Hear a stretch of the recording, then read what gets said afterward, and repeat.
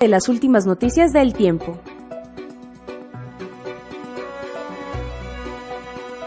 Estás viendo El Tiempo en Vivo.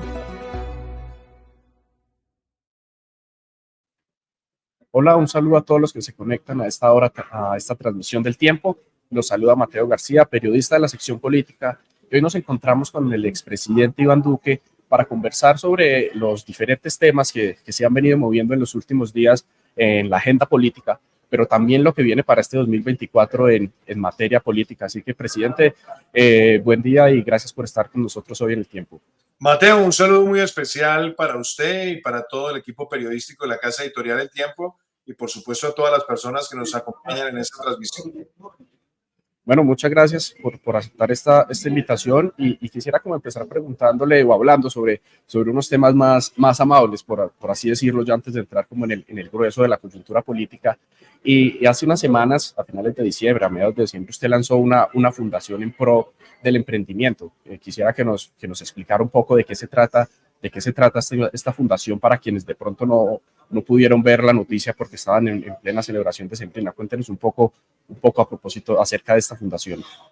Bueno, la Fundación Innovación para el Desarrollo I+D es un centro de pensamiento y de acción que no es partidista, que lo que busca es promover en nuestro país no solamente la sostenibilidad, el emprendimiento, la defensa de la democracia y la movilidad social, sino que tiene como uno de los ejes más importantes y su eje transversal la formación de líderes jóvenes en la Colombia profunda, de líderes emprendedores, de líderes sociales, de líderes políticos, a partir de una formación que se centra en virtudes, en principios, en valores, en talentos y en llevar esa combinación de factores a la transformación de sus entornos. Y en el énfasis que le hemos dado en la parte de virtudes, está también el énfasis en las 4 virtudes cardinales estoicas, donde está el coraje, donde está la templanza, donde está la justicia, donde está la sabiduría. En la parte de valores está la ética, la defensa de la democracia, la iniciativa privada y el buscar un apego total con la protección del medio ambiente. Y por supuesto, cuando eso ya lo escalamos al nivel de proyectos, lo que queremos es que en el territorio los jóvenes que se forman ayuden a cambiar sus entornos. Y lo que vamos a hacer todos los años es formar 120 líderes, 20 por cada una de las regiones continentales y también nuestro archipiélago histórico e indivisible de San Andrés, Providencia, Santa Catarina y Los Cayos. Y esos jóvenes estarán en un programa de 3 meses de formación intensa bajo las pautas que les acabo de mencionar y se seleccionará un grupo de 12 dentro de esos 120 que tendrá una exposición internacional en Estados Unidos, en Europa, en Oceanía y en Asia. Y esto, por supuesto, para que todo ese conocimiento que se adquiere pueda llevarse también a las comunidades más apartadas de nuestro país y convertirse en impactos positivos para las comunidades. Claro, pero eso va un poco de la mano de la política de economía naranja que usted promovió en su gobierno. O sea, básicamente para esta fundación se toman muchos elementos de la economía naranja. Como le digo, Mateo, hay 4 ejes en la parte de pensamiento que está, por un lado, sostenibilidad, que son tecnologías asociadas con la sostenibilidad y la acción climática. Están los temas de emprendimiento y, por supuesto, dentro de los temas de emprendimiento también está el emprendimiento creativo, tanto de la economía naranja como también el emprendimiento asociado con nuevas formas tecnológicas. Está también la defensa de la democracia, que es muy importante en el sentimiento de la juventud y es muy importante también desde el lado de los emprendedores, y la movilidad social, que implica atender a aquellos sectores de la población más vulnerables para permitirles el acceso a oportunidades, pero también ayudar en la movilidad humana asociada con las oportunidades para migrantes. ¿Y por qué esas 4 confluyen en un programa de formación mucho más holístico y más amplio? Es porque queremos no solamente producir conocimiento, análisis, documentos, propuestas de políticas públicas, sino también llevar esto a la formación de aquellos líderes que desde la Colombia profunda tienen que ayudar a mejorar las condiciones en sus comunidades. Entonces, a la pregunta concreta de si hay elementos de la economía naranja, la respuesta es sí. Y queremos también traer líderes culturales de esa Colombia profunda y emprendedores culturales para que también hagan parte de estos ciclos de formación. Y desde el lado de política pública, pues nosotros también seguir propugnando por una mayor consideración de la cultura dentro de la economía de nuestro país, que es uno de los ejes más importantes que tiene Colombia. A propósito de lo que mencionaba del cuidado del medio ambiente, bueno, usted ha estado muy involucrado en este tema en los últimos meses, desde que dejó de la presidencia, ha sido como uno de sus temas bandera también. Y se viene este año de Concordia por la Amazonía. Cuéntenos un poco qué expectativas hay, qué va a pasar en este tema que ha estado tan involucrado. Pues primero, Mateo, yo llevo dedicado a esos temas casi toda mi vida, no solamente en mi vida anterior a la presidencia y al Senado, sino también desde el Senado y desde la presidencia hicimos muchísimo trabajo por la acción climática. Usted recordará que pasamos de un 14% a más de un 30% de áreas protegidas en todo el territorio. Las áreas protegidas marinas llegaron casi al 38% en nuestro gobierno. Lanzamos la transición energética, no solamente con leyes, sino también con proyectos que se han esparcido en todo el territorio nacional con tecnologías fotovoltaicas y eólicas. Lanzamos también los programas de energía eólica costa afuera, pusimos en marcha programas de conservación y de protección con comunidades, incluyendo los contratos de conservación natural, la ley de movilidad limpia. Entonces, son muchos elementos que están presentes allí y por eso le hemos dado un énfasis bastante relevante a este trabajo. Pero como usted también lo anota, hoy tengo el honor de presidir y de dirigir la iniciativa Concordia por la Amazonía, donde queremos soluciones de mercado basadas en la naturaleza, donde a través de herramientas como los créditos de carbono, los créditos de biodiversidad, los canjes de deuda, las garantías subnacionales, podamos lograr movilizar la mayor cantidad de recursos para hacer recuperación de territorio afectado por la deforestación durante las últimas décadas, pero adicionalmente también ejercer una protección efectiva de ese pulmón del planeta que es la Amazonía, pero también entendiendo una cosa, 35% del territorio colombiano es territorio amazónico y el bioma amazónico en general es tan grande como Estados Unidos, tal vez sin Alaska, y representa más del 10% de la captura de emisiones de gases de efecto invernadero anualmente en todo el planeta. Es una región que en los últimos 40 años ha perdido, producto de la deforestación, prácticamente el tamaño de Francia y Alemania conjuntamente. Entonces hay que parar esa deforestación, hacer un gran ejercicio de conservación y estamos trabajando en los 8 países que hacen parte de ese bioma para que podamos buscar la estructuración de soluciones de mercado basadas en la naturaleza, trabajando con comunidades locales, con gobiernos locales y en una alianza público-privada. Hicimos el primer encuentro en Ecuador el año pasado y este año lo haremos en Guyana, que es un país que tiene cero deforestación, que tiene una estrategia de crecimiento bajo en emisiones y que muy seguramente seguirá posicionándose como un país líder en temas también de conservación y de trabajo con comunidades indígenas. Entonces queremos que este encuentro de este año, el segundo de la Cumbre de Concordia por la Amazonía, tengamos no solamente propuestas mucho más concretas en el resto de países del bioma, sino que tengamos una mayor presencia del sector privado queriendo adelantar y financiar proyectos en todo el bioma amazónico. Presidente, le cambio ya el tema por uno de los temas que más se han movido este año y son los Juegos Panamericanos. Esos juegos se obtuvieron ya incluso desde su gobierno y una vez se perdieron, anunció Panam Sports que Barranquilla no sería la sede, empezaron a buscar responsables y algunos aliados del petrismo, por así decirlo, algunos congresistas incluso trataron de señalarlo a usted, incluso al exalcalde de Barranquilla, Jaime Pumarejo. ¿Qué pasó? ¿Por qué se perdieron los Panamericanos y realmente hay alguna responsabilidad de su gobierno en la pérdida de los juegos que el gobierno quiere recuperar, pero no se ve tan fácil? Yo creo que lo importante de su pregunta, Mateo, también es ir un poco hacia atrás, porque usted recordará que el gobierno que creó el Ministerio del Deporte fue mi gobierno y lo hicimos además con neutralidad fiscal, porque lo que hicimos fue transformar Coldeportes en un ministerio y que el deporte tuviera asiento en el Consejo de Ministros. Y recordará usted no solamente que logramos la mayor inversión que se ha logrado en Colombia para el deporte, sino que además le trajimos a Colombia certámenes muy importantes. Durante nuestro gobierno se hicieron los Juegos Bolivarianos, se hicieron los Mundiales Juveniles de Atletismo, pero también en el año 2021 hicimos en Colombia los Juegos Panamericanos Junior en la ciudad de Cali. Y no solamente se hicieron, sino que se hicieron exitosamente.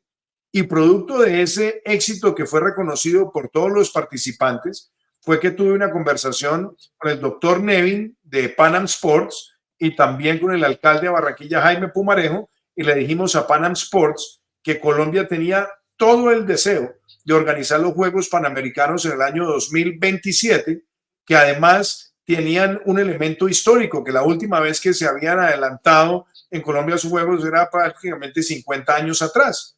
Los buenos resultados de los Panamericanos Junior, el interés decidido del gobierno nuestro y de la ciudad de Barranquilla, permitieron que sin puja se le entregara a Colombia la organización de los Juegos Panamericanos del año 2027.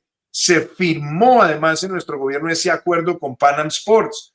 Quedó el proceso para estructurar el comité organizador.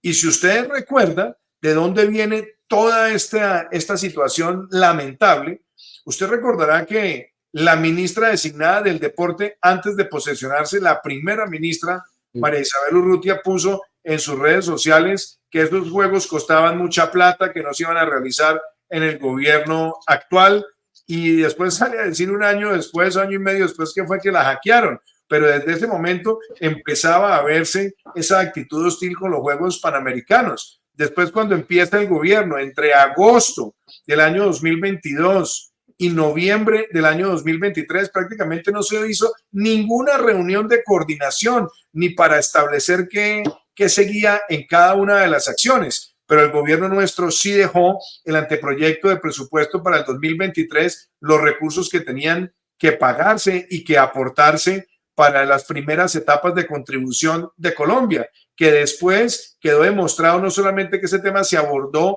en las actas de empalme entre nuestro gobierno y el gobierno actual, sino que también, como lo ha dicho el propio exministro de Hacienda de este gobierno, José Antonio Campo, se asignaron los recursos. Y básicamente lo que hemos visto es que la desidia, la incompetencia, la ineptitud llevaron a esta pérdida, sumado también a otro elemento. Colombia empezó a cambiar condiciones que se salían de todos los patrones de organización de los Panamericanos, empezando por el capricho de no hablar de los Juegos Panamericanos en Barranquilla, sino empezar a hablar de el Caribe, cuando los Juegos Panamericanos nunca se entregan a una región, sino a una ciudad, porque esa ha sido la pauta. Y todas esas ambivalencias, todos esos cambios de aproximación, de discurso, de percepción, llevaron a esa lamentable situación que fue despojar a Colombia de la realización de sus Juegos. Y yo celebro que hoy en día pues haya una cruzada para recuperarlos. Será difícil, pero ojalá se recuperen y ojalá se recuperen bajo el criterio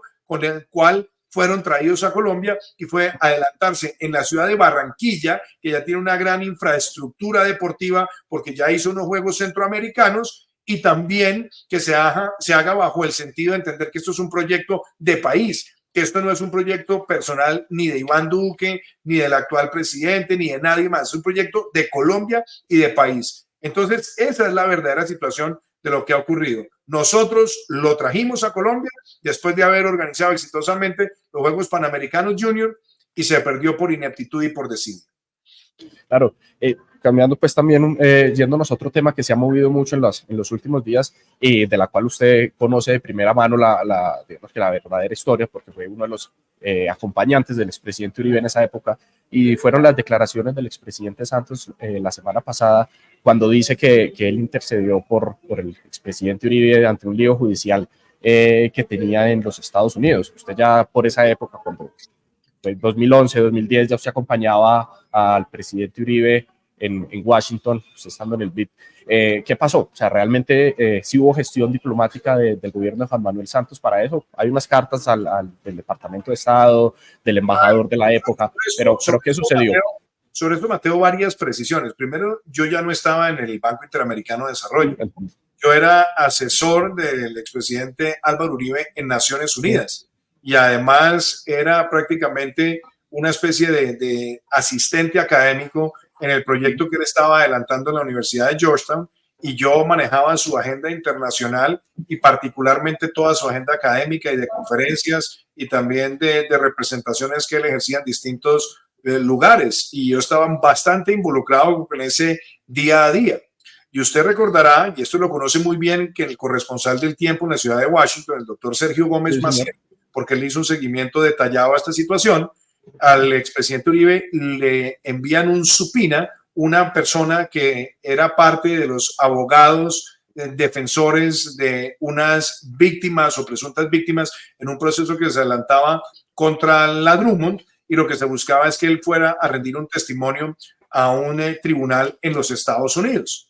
¿Qué ocurre a partir de esa situación? Tanto el expresidente Uribe como mi persona contactamos a Luis Alberto Moreno, expresidente del Banco Interamericano de Desarrollo, presidente del BID en ese momento, para que conociera el tema y también nos recomendara quién a su juicio podía ejercer una muy buena representación legal del expresidente Uribe. Y es allí como surge el nombre de Gregory Craig, que había sido asesor jurídico de Barack Obama, que había sido además defensor del presidente Bill Clinton en el impeachment, y que había sido también chief of staff y asesor del senador Edward Kennedy, un abogado no solamente muy prestigioso, sino un gran conocedor también del derecho internacional. Hicimos las primeras reuniones con él, y lo que argumentó él desde el primer momento es que esta situación tenía que adelantarse en dos etapas. Una etapa que era la aplicación de un criterio general, no un criterio intuito persona, como se ha tratado de mostrar, a través del cual Estados Unidos brinda la inmunidad diplomática a aquellas personas que han servido como jefes de Estado por actos asociados a su responsabilidad como jefes de Estado, y que por lo tanto también Estados Unidos lo defiende y lo aplica justamente para que tribunales de otros países no puedan hacer lo mismo con los expresidentes de los Estados Unidos. Eso no es un criterio que se maneja como se trató de vender, de intrigas por lo alto o caso por caso. Eso tiene un criterio general que está soportado por la legalidad de los Estados Unidos, y el propio abogado Gregory Craig fue quien redactó no solamente las recomendaciones que debían seguirse por parte del Departamento de Estado para ejercer ese principio general, sino que también orientó y redactó lo que tenía que hacer en su momento el gobierno colombiano, no para hacerle un favor al expresidente Álvaro Uribe, sino para defender también ese criterio general que tiene que aplicarse a todos los ex jefes de Estado. Aún el Departamento de Estado pronunciándose, tenía que llevarse esta situación a que fuera dirimida en los estrados judiciales de los Estados Unidos. Y se ganó la primera instancia bajo ese criterio general, y después eso fue llevado a una corte de apelaciones que también mantuvo ese criterio general, y que yo la compartí en las redes sociales para desmontar tres falacias que se vendieron. Una, que eso fue una gestión de intrigas por lo alto. Dos, que era un tema personal, prácticamente un favor personal, cosa que también está absolutamente desmentida por la doctrina, los precedentes que Estados Unidos ha aplicado. Y otra muy importante, que esto se defendió fue en los estrados judiciales, y tanto es que el fallo en la Corte de Apelaciones ocurre en el año 2012, ya prácticamente cuando estaba a puertas de llegar a la embajada el embajador Urrutia. Y por supuesto, en medio de todo este proceso, hay que recordar, como también lo hice en las redes sociales, que el embajador Gabriel Silva le ofreció en su momento al expresidente Álvaro Uribe pagarle los servicios de abogados a través de unos socios en negocios de café, cosa que el expresidente no aceptó, y también se ofreció a que podía hacer otras gestiones para conseguir financiadores de esa defensa. Tampoco se aceptó. ¿Y por qué fue la Drummond la que pagó esos servicios legales? Porque era un proceso contra la Drummond. Y esto fue además conocido públicamente porque el expresidente Álvaro Uribe lo manifestó en una entrevista en el año 2012, y se hizo sin ningún misterio, justamente porque se trataba de un proceso en contra de la Drummond. Y quien merece todo el reconocimiento por la gestión de defensa jurídica impecable, con un gran racionamiento y manejo de la doctrina y los precedentes, es el abogado Gregory Craig.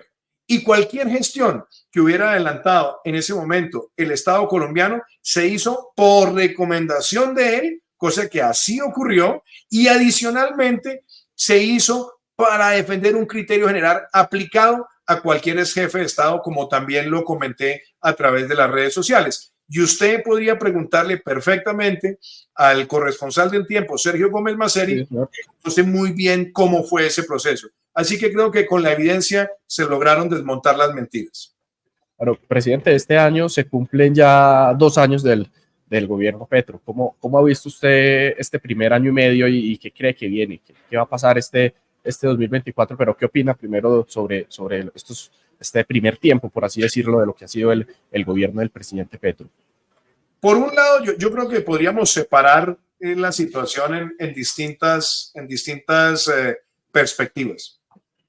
Desde la perspectiva económica, es lamentable cómo el país, que había crecido al 10.7 en el año 2021 y a más del 8.5% en el año 2022, va a tener este año uno de los más bajos crecimientos de la historia reciente de Colombia, sin pandemia, sin una crisis financiera internacional como la del 2009 o sin una crisis global como la de 1999, detonado por la incertidumbre que trajo en los mercados emergentes la crisis rusa.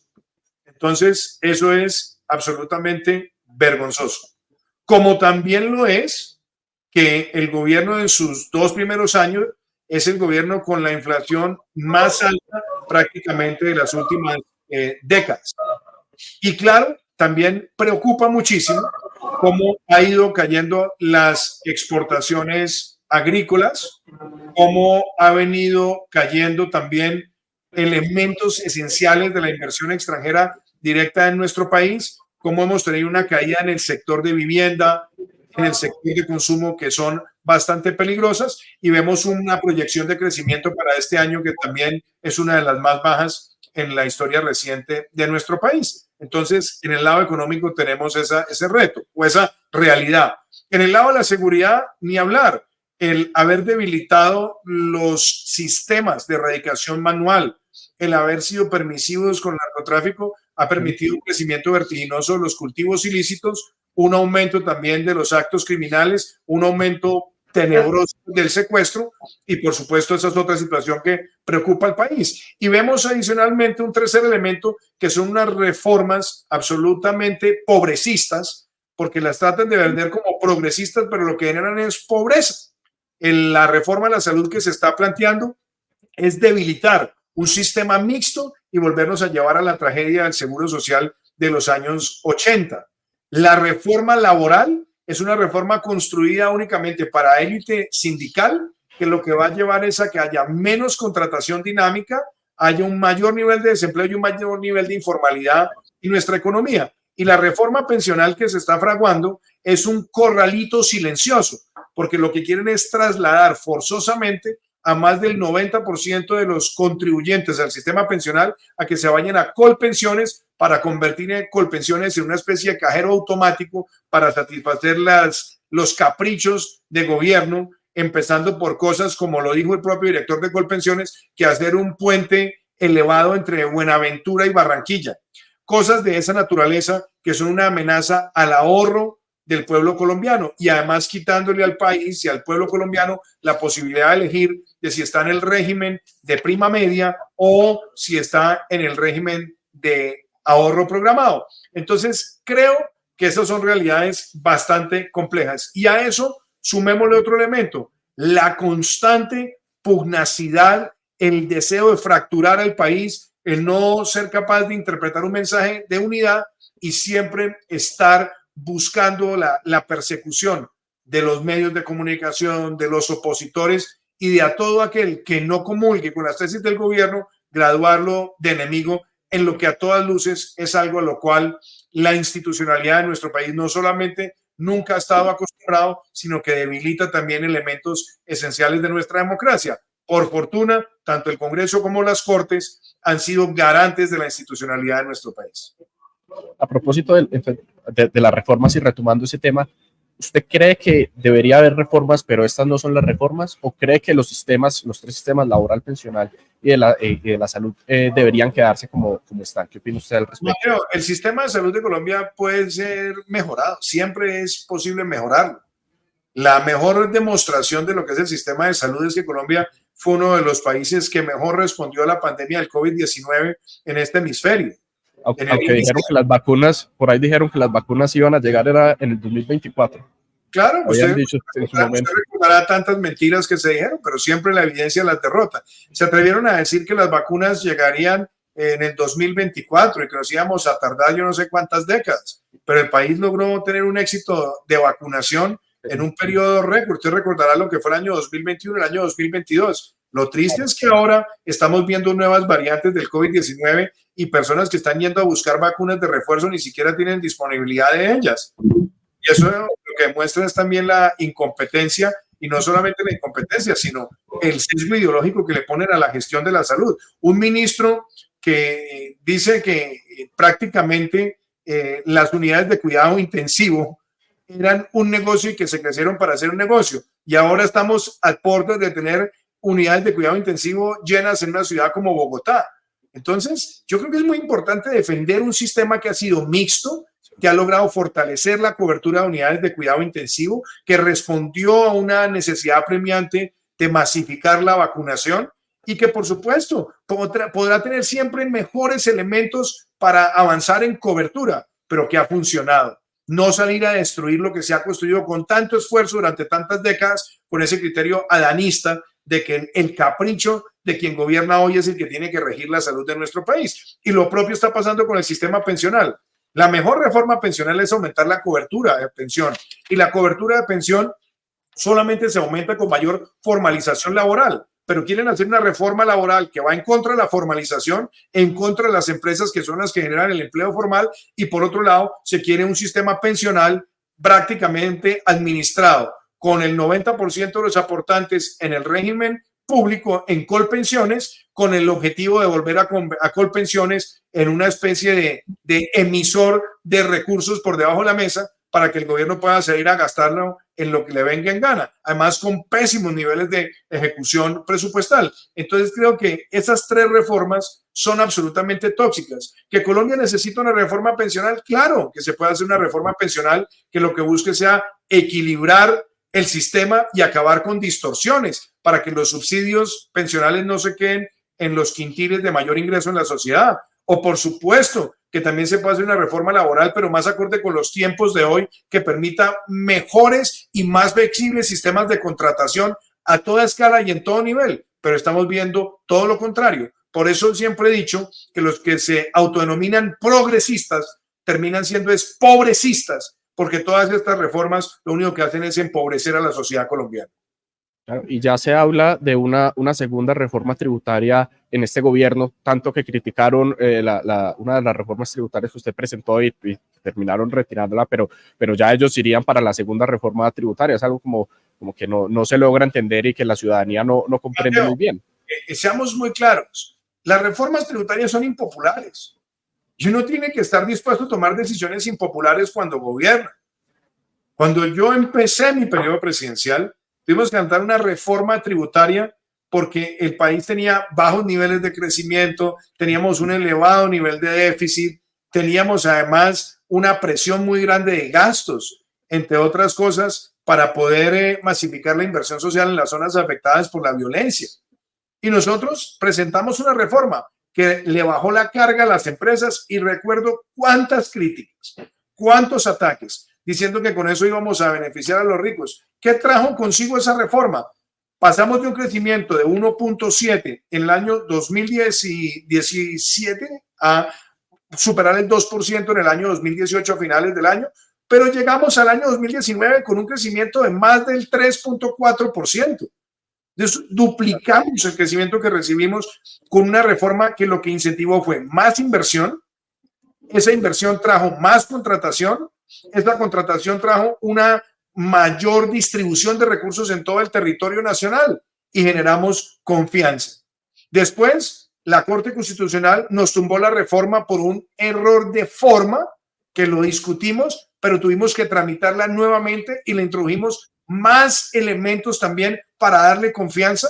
Nos tocó en el año 2021 enfrentar semejante pandemia, pero gracias a las medidas tomadas antes y durante la pandemia, como el programa de apoyo al empleo formal, los programas de aumentar la red de protección social, pudimos salir de la recesión que trajo la pandemia en menos de 7 meses y lograr en el año 2021 el mayor crecimiento en la economía colombiana y en el año 2022 igual el segundo año de mayor crecimiento en la historia reciente de nuestro país. Se desmontaron muchos elementos de esta reforma con la idea que nosotros estábamos dándole era gabelas a los ricos y lo que hicieron fue elevar los niveles de tributación a las empresas y eso nos trae a donde estamos hoy.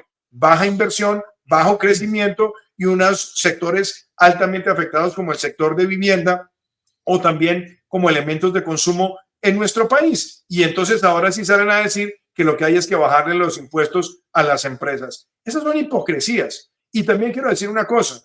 Aquí tenemos que partir de una realidad, Mateo. En Colombia solamente el 5% de la población paga impuesto de renta. Mientras solamente el 5% de las personas naturales paguen impuesto de renta, vamos a tener un problema estructural. Nosotros aumentamos la base de declarantes de renta de 2 millones a casi 6 millones de colombianos. Con tarifas marginales en esos sectores se podrían conseguir los recursos.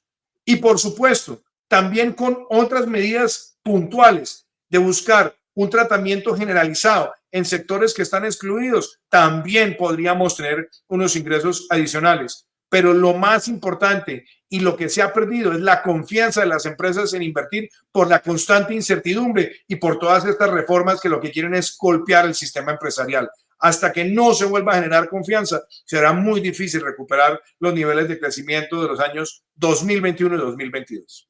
Claro.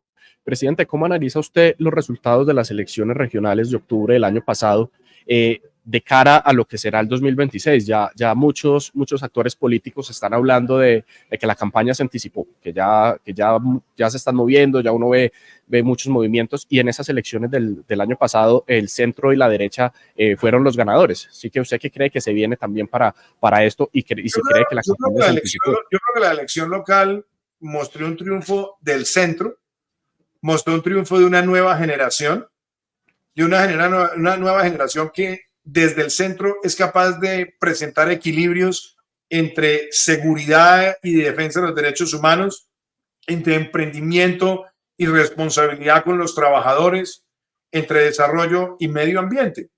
Y también fueron unas elecciones que premiaron la perseverancia electoral. En el caso de Medellín, reelige a un gran alcalde como Federico Gutiérrez.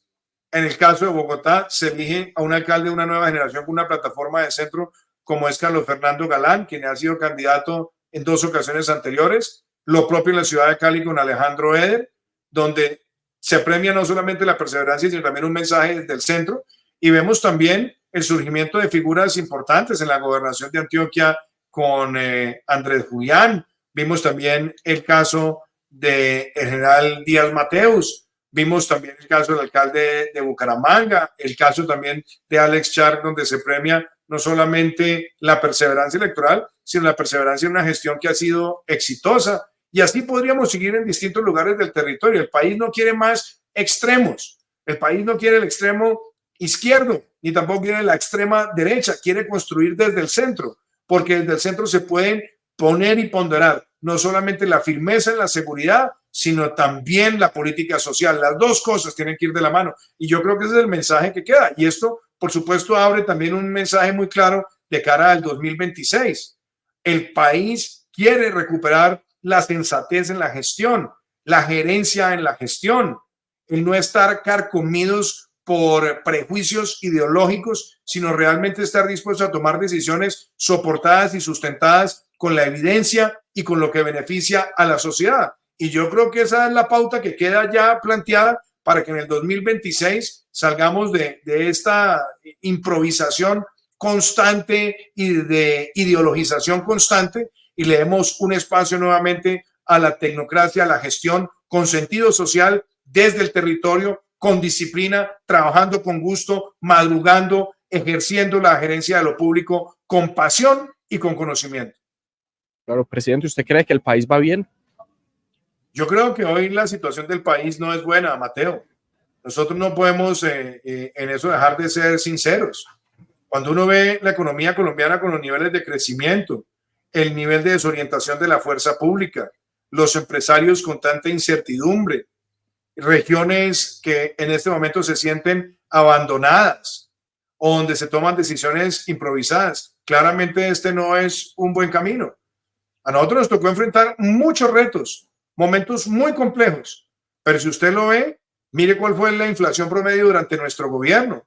Mire también cuál fue la tasa de crecimiento. Claro, nos tocó enfrentar una pandemia en el año 2021, pero logramos las cifras de mayor crecimiento en la historia de nuestro país. Le dimos confianza al sector de infraestructura.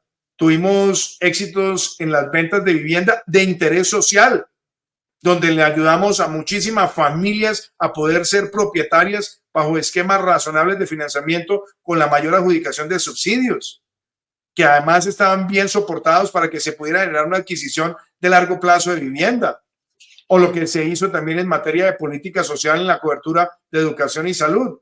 Claro que nos tocaron retos, pero nunca habíamos visto el país con los niveles de incertidumbre que existen en este momento, por lo menos en la historia reciente de Colombia. Presidente, y para terminar le quiero preguntar, bueno, no le quiero preguntar, le quiero como comentar, ¿qué consejo le daría usted al presidente Petro? Ya va a llegar a la mitad de su periodo, ¿qué cree que sería bueno, que usted le hubiera gustado escuchar cuando iba a llegar a la mitad de su periodo para terminar con todo? A mí me gusta ponerme de consejero, Mateo, pero yo sí creo que hay unos elementos. Uno no puede gobernar con odio. Uno no puede dirigir un país con odio. Uno tiene que tener amor por el país, pero sobre todo también amor por las instituciones, amor por la controversia, amor por el respeto a las opiniones divergentes. Y uno tiene que tener la posibilidad también de actuar con criterios gerenciales, no con caprichos ideológicos. A nadie lo eligen 4 años presidente para que venga a hacer lo que se le dé la gana o a imponer lo que piense y lo que crea, sino a construir sobre lo que ha sido la evolución institucional de una república. Yo creo que si empezáramos con esos elementos y se tuviera en cuenta la disciplina al gobernar, la certidumbre que hay que darle a todos los sectores, yo creo que con eso claramente veríamos un cambio, pero pareciera que el interés es perseverar en el error y en la tosudez de convertir todo en una confrontación, una fractura de la sociedad. La presidencia es un símbolo de unidad nacional. La presidencia no es un símbolo de la fractura y la división nacional como pareciera que se está ejerciendo en este momento. Y yo creo que es muy importante para el devenir del país que podamos tener causas comunes que a todos nos puedan ubicar en un plano de patriotismo.